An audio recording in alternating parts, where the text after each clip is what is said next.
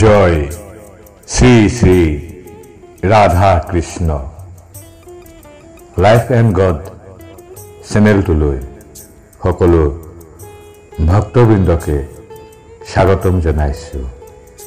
প্ৰভু বাকী বিহাৰী সকলোৰে মংগল কৰক, কল্যাণ কৰক। এদিন মহাৰাজ পৰীক্ষিতে নিজৰ ৰাজ্য ভ্ৰমণ কৰাৰ উদ্দেশ্যে ৰাজপ্ৰসাদৰ পৰা বাহিৰ হৈ গৈ এঠাইত দেখিবলৈ পালে যে এটা ষাঁড় গৰু এখন ভৰিত থিয় হৈ ঘূৰি ফুৰিছে আৰু এটা গাভী কান্দি আছে। ষাঁড়টোৱে কান্দি থকা গাভীজনীক এনেদৰে কান্দি থকাৰ কাৰণে সুধিলে, মা, তুমি মোক এখন ভৰিৰে ঘূৰি ফুৰা দেখি কান্দিছা নেকি? নাইবা আজিকালি কোনেও যজ্ঞ নকৰে, দেৱতাসকলে আৰু যজ্ঞৰ ভাগ নোপোৱা হৈছে। ইয়াকে দেখি তুমি বেকুল হৈ কান্দিছা নেকি? যজ্ঞৰ ভাগ নোপোৱা কাৰণে ইন্দ্ৰই আৰু সময়মতে বৰষুণ নিদিব, যাৰ ফলত প্ৰাণীগণৰ কষ্ট হ'ব। ইয়াকে দেখি তুমি শোক কৰিছা নেকি? এতিয়া পতি পত্নী, মাক দেউতাক, ল'ৰা ছোৱালীৰ মাজত মিলা প্ৰীতি নাই। ব্ৰাহ্মণসকলৰ সদাচাৰ নোহোৱা হৈছে। ব্ৰাহ্মণসকলে ব্ৰাহ্মণ বিদ্বেষী সকলৰ ভৃত্য হৈছে। ইয়াকে দেখি তুমি শোক কৰিছা নেকি?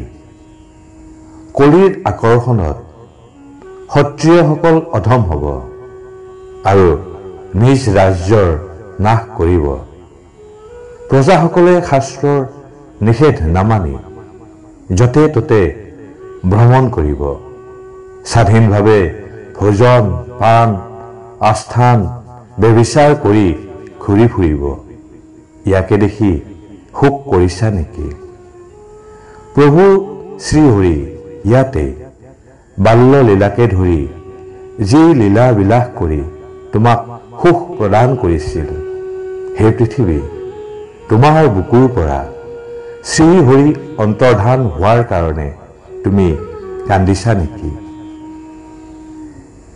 এই এখন ভৰিযুক্ত ষাঁড়টো সাক্ষাৎ ধৰ্ম আৰু শোকাকুল গাভীজনী হৈছে মাতা বসুন্ধৰা।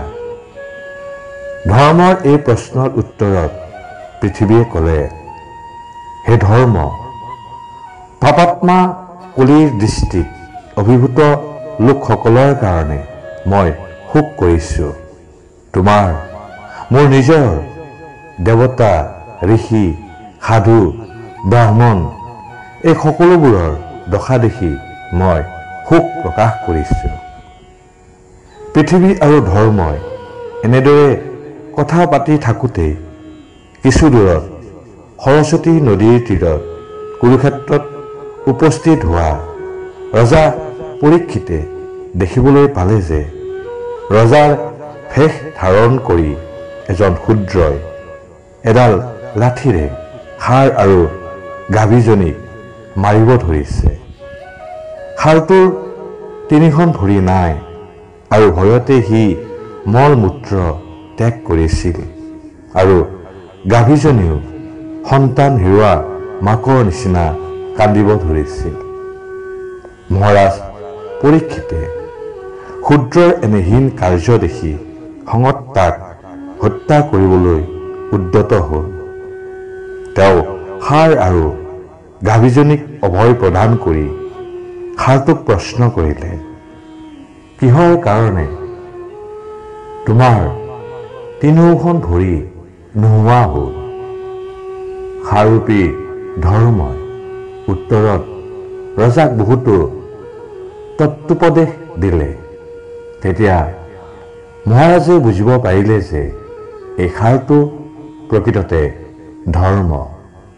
সত্যযুগত তেওঁৰ তপস্যা, শৌচ, দয়া আৰু সত্য এই 4খন ভৰি আছিল। কলিযুগত তেওঁ 3খন ভৰি বা ঠেং হেৰুৱাই একমাত্ৰ সত্য নামৰ ভৰিখনৰ ওপৰত থিয় হৈ আছে। ৰজাই ধৰ্ম আৰু পৃথিৱীক সান্তনা দি কলিক বধ কৰিবলৈ উদ্যত হ'ল। কলি তেতিয়া অন্য উপায় নেদেখি মহাৰাজ পৰীক্ষিতৰ ভৰিত পতিত হ'ল আৰু ক'ব ধৰিলে, মহাৰাজ, মোৰ প্ৰাণ ৰক্ষা কৰক। শৰণাগতক বধ কৰা কৰ্তব্য নহয়। ইয়াকে ভাবি মহাৰাজে কলিক ক'লে, তোমাৰ প্ৰাণৰ শংকা নাই, কিন্তু তুমি মোৰ ৰাজ্যত থাকিব নোৱাৰিবা। তোমাৰ লগত লোভ, মিছা, চুৰি, ডকাইতি, ধৰ্মত্যাগ, অলক্ষ্মী, অকপটতা, কলহ, দ্বন্দ্ব আদিয়েও অৱস্থান কৰে। যি স্থানত ভক্তগণ বাস কৰে সেই স্থানত তুমি থকা উচিত নহয়। তেতিয়া কলিয়ে ক'লে, হে মহাৰাজ, আপোনাৰ ৰাজ্যৰ বাহিৰে অন্য কোনো স্থান নাই য'ত মই থাকিব পাৰিম। কাৰণ পৰীক্ষিত মহাৰাজ সসাগৰা পৃথিৱীৰ অধীশ্বৰ আছিল। কলিয়ে ক'লে, হে মহাৰাজ, আপুনি মোক এতিয়া থকা স্থানৰ নিৰ্ধাৰণ কৰি দিয়ক।